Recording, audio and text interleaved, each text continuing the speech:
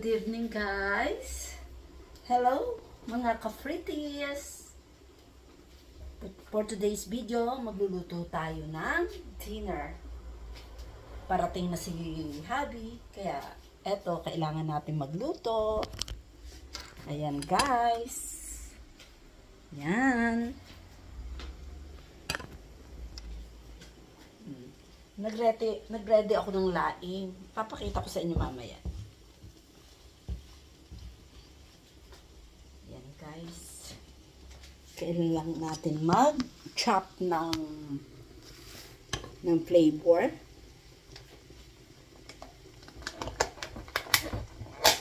Meron pa tayong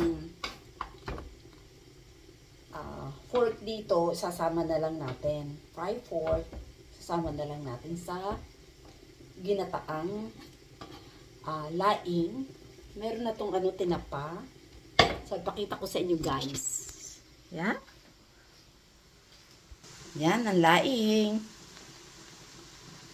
Yan guys.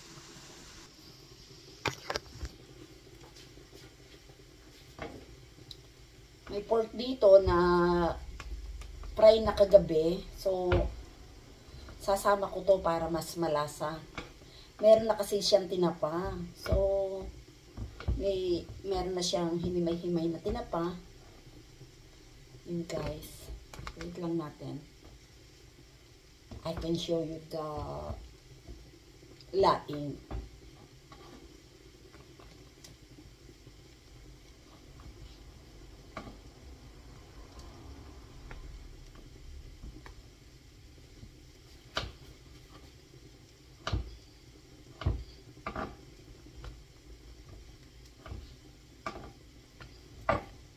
Ayan guys, ilalahok na lang natin to.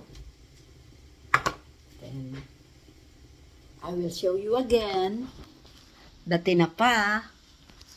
Okay guys. Ito, pakita ko sa inyo. Yan guys, ang ginataan laing. Nilalanta-lanta ko lang to para pagdating maya-maya ibubuhas ko na yung isang lata na pure coconut milk.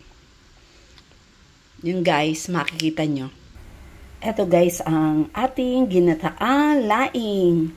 So, lagyan na natin ng 1 can of coconut milk.